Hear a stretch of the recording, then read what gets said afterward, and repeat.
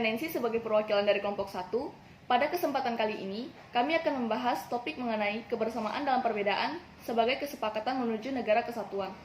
Namun sebelum itu, mari kita melihat kasus yang sedang marak di Indonesia.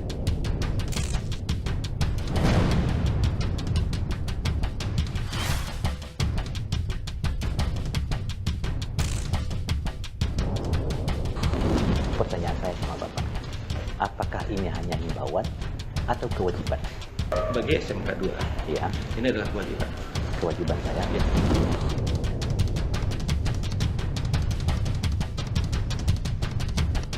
Tidak jarang media sosial membawa toksik yang justru menimbulkan perpecahan. Di tengah keberagaman agama yang ada di Indonesia, lagi-lagi isu intoleransi kembali menjadi pusat perhatian. Keberagaman yang seharusnya menjadi sendi-sendi kehidupan berbangsa dan kunci dari kemajuan bangsa mulai mengalami kerusakan yang diakibatkan oleh tindakan intoleransi. Di Indonesia, Pancasila merupakan identitas nasional kita. Pancasila lahir dari pemikiran yang mendalam yang membedakan bangsa Indonesia dengan bangsa lainnya. Bangsa Indonesia mencakup warga yang berketuhanan, sehingga setiap aspek dalam hidup tidak lepas dari konsep ketuhanan. Pancasila sudah seharusnya menjadi alat pemersatu keberagaman agama yang telah diyakini oleh negara Indonesia. Maka dari itu, mari kita dengar beberapa pandangan dan solusi narasumber dari masalah yang sedang dihadapi oleh Indonesia.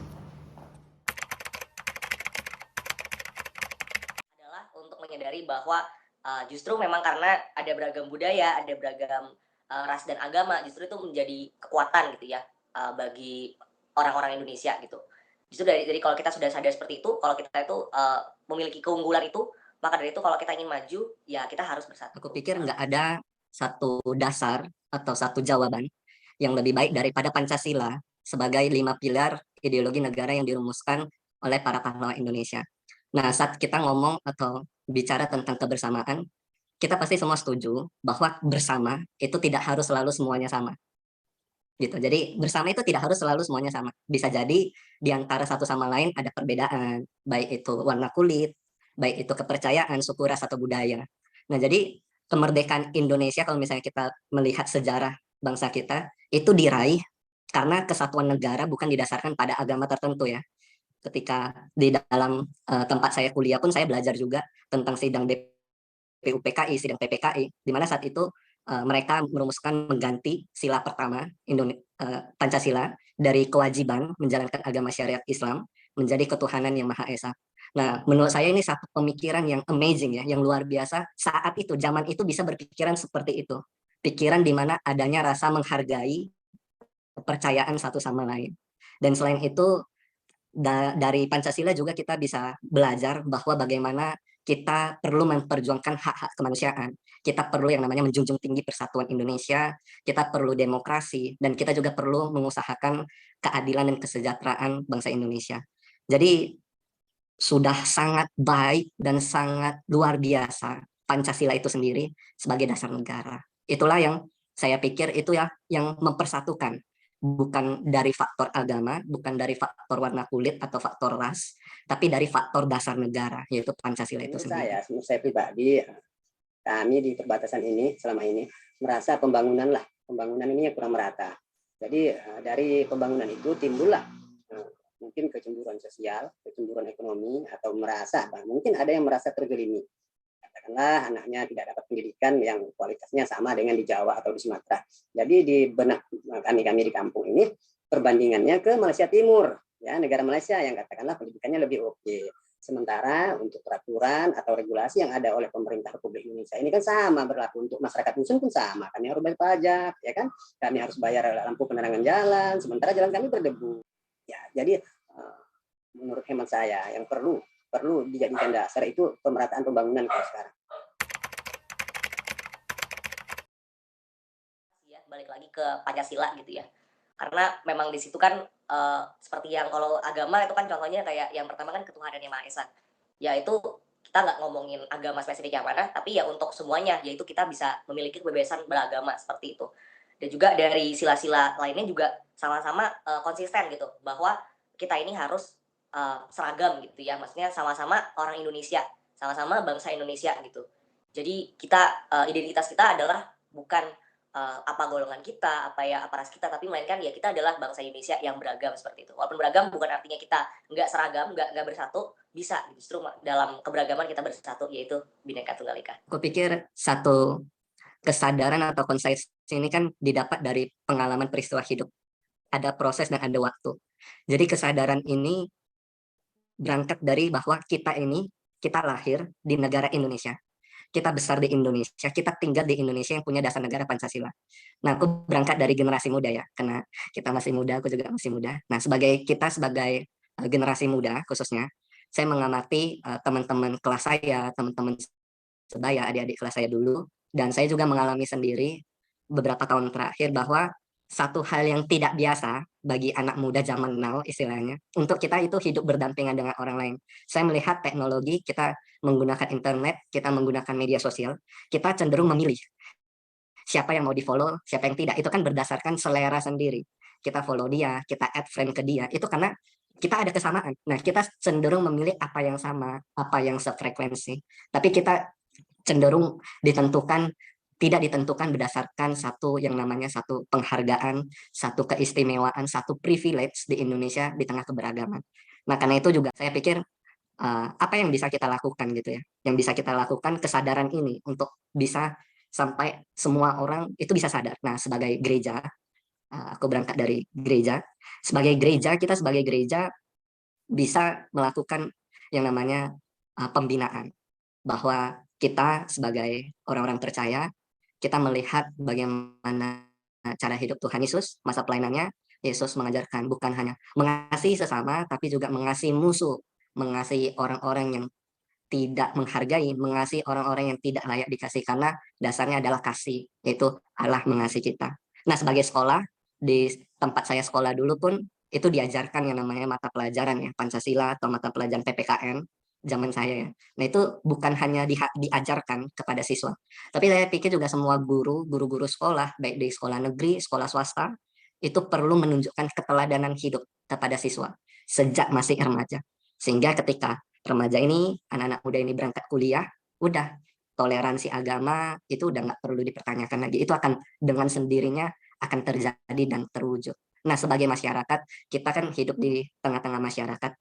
Ketika kita keluar kampus atau keluar rumah, kita punya aturan setempat. Nah, kita perlu menaati aturan-aturan itu. Dan kita juga perlu melakukan nilai-nilai Pancasila itu, mulai dari diri kita sendiri, bukan untuk orang lain. Sehingga yang namanya kesadaran itu, bahwa kita ini bukan sendirian di dunia, tapi kita tinggal di dunia ini, kita tinggal di negara Indonesia yang punya dasar negara Pancasila.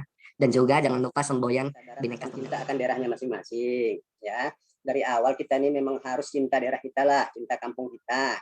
Jangan kebablasan dengan dunia informasi sekarang. Jangan kita malah role model kita itu orang luar negeri. Ya kalau positif. Kalau tidak, jadi Indonesia ini kan sudah kaya. Tinggal kita bangun sumber daya manusianya aja ini. Anda kalian semua ini nanti yang megang Indonesia ya, di tangan kalian ini nanti mau kemana Indonesia ini. Ya. Menurut saya harus ditanamkan dari sejak taman kanak-kanak, SD maupun SMP itu, bahwa kita ini mencintai negara kita sendiri, daerah kita masing-masing dengan kearifan lokalnya. Jangan kearifan lokal malah diberengus oleh regulasi yang katakanlah sepihak atau spontan karena politik dan segala macam. Nah, keduanya, terus dari tahun saya masih kecil, kebebasan kita beragama tidak ada larangan dari dulu. Aku saja, saya sama orang Dayak, orang Cina, orang Madura, bahkan suku-suku lain di Kabupaten Sambas ini. Saya merasanya lain, bahkan kami biasa berbahasa, mengerti sedikit-sedikit bahasa mereka. Nah, terus saya lihat sekarang di tahun 2000-an, setelah saya sudah dewasa, beristri, sekolah saya yang keren sekarang ini malah sekolah swasta, saya lihat. Dan saya rasa, itu tadi, mari kita tanamkan lagi akan cinta ke daerah kita masing-masing. Tentu, secara pribadi, anak saya disuruh menyintai Jawa, nggak bisa lah, Dek. Harus menyintai kampungnya dulu lah, ya kan? Ya.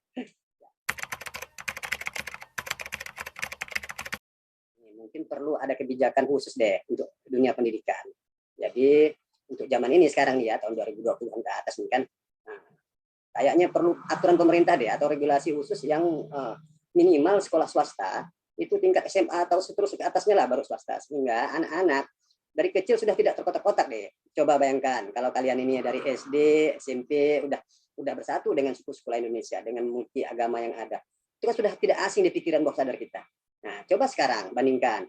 Nah, adik sekolah di SD swasta yang katakan dengan fasilitas dan disetujui oleh orang tua. Terus golongan lain seumur kalian tapi dari SD udah di pesantren. Nah, nanti ketemunya udah sama dewasa. Coba bayangin. Bisa mudah nyatu nggak itu pikiran?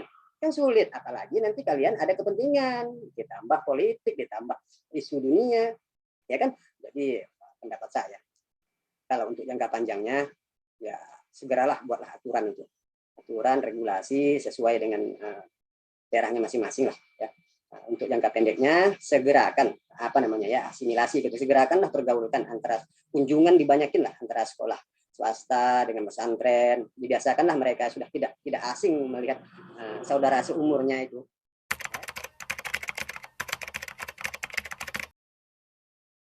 Nah, untuk kalangan sendiri khususnya bagi para pemimpin Kristen atau yang biasa kami sebut sebagai hamba Tuhan atau pendeta gitu, penginjil atau gembala sidang juga. Nah, peran yang saya lihat yang sudah dilakukan dan pasti akan terus dilakukan adalah dengan mengikuti ajaran dan teladan Yesus tadi yang dicatat dalam Alkitab itu tentang kasih. Kami belajar dan kami diajarkan juga bahwa kasih itu yang menjadi yang terutama, yang paling penting sebagai identitas kami sebagai orang percaya. Nah, kami yang mengikuti Tuhan Yesus, kami yang menjadi murid Kristus, kami yang di label sebagai orang-orang Kristen begitu. Nah, kami akan membagikan kasih Allah itu kepada orang-orang di sekitar kami yang membutuhkan. Misalnya dalam bentuk pemberian atau dalam bentuk doa, perhatian, dukungan moral, logistik dan sebagainya. Nah, jadi aku mau tekankan bahwa dasar tindakan atau dasar peran untuk menjunjung tinggi ataupun untuk mewujudkan yang namanya penghargaan, privilege, bahwa kesatuan di tengah keberagaman, itu bukan agama Kristen, tapi dasarnya adalah kasih.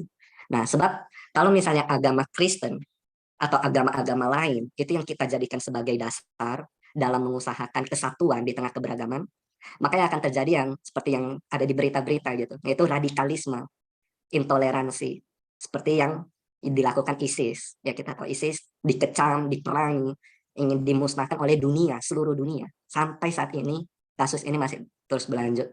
Kemarin ada mahasiswa ya, ketangkap karena ada punya hubungan internasional dengan ISIS. Nah, kalau misalnya kita juga dikaitkan atau berkolerasi dengan Pancasila tadi, di jawaban pertama, kedua sebagai, di mana Pancasila itu sebagai dasar negara. Nah, tentu kita sepakat juga bahwa Pancasila ini dapat terwujud tidak terlepas dari pimpinan Tuhan Yang Maha Esa ya. Jadi Tuhan yang berdaulat atas tanah air kita, tanah air yang tercinta Indonesia. Jadi peran yang bisa dilakukan oleh para pemimpin atau para tokoh agama, ya kasih kepada Tuhan dan kasih kepada sesama. Ya, kalau menurut saya ya, kalau misalnya ngomongin tentang kebencian gitu ya, apakah membuat menjadi generasi muda intoleran dan diskriminatif? Ya menurut saya sih gak cuma generasi muda, tapi siapapun itu juga kalau misalnya ada kebencian, ya itu bisa memicu adanya sebuah pemikiran yang diskriminatif gitu. Dan memang sayangnya di sekarang ini ya mungkin generasi muda juga banyak yang bahkan mungkin sudah diindoktrinasi apalagi sejak kecil gitu ya, dari generasi sebelumnya, kalau ada bibit-bibit yang menunjukkan adanya kebencian gitu, adanya diskriminasi terhadap mungkin sebuah golongan tertentu gitu. Mungkin kalau kita sebagai anak muda gitu ya, maksudnya sebagai generasi muda, yang bisa kita lakukan ya sama juga untuk lebih ke orang-orang di lingkungan kita memberikan impact gitu ya, kita memberikan kita menunjukkan bahwa kita memiliki toleransi gitu ya terhadap orang lain gitu, kita memegang Pancasila gitu. Dan juga mungkin kalau misalnya ada program-program gitu mungkin seperti aktivis gitu, mungkin ada yang sosialisasi atau apa gitu, mungkin yang yang mengedepankan Pancasila gitu, yang ingin membagikan Pancasila ke orang-orang lain gitu. Nah, itu mungkin bisa diikuti juga seperti itu. Tapi ya yang pasti harus mulai dari kecil-kecil dulu, yaitu dari lingkungan kita sih pastinya itu.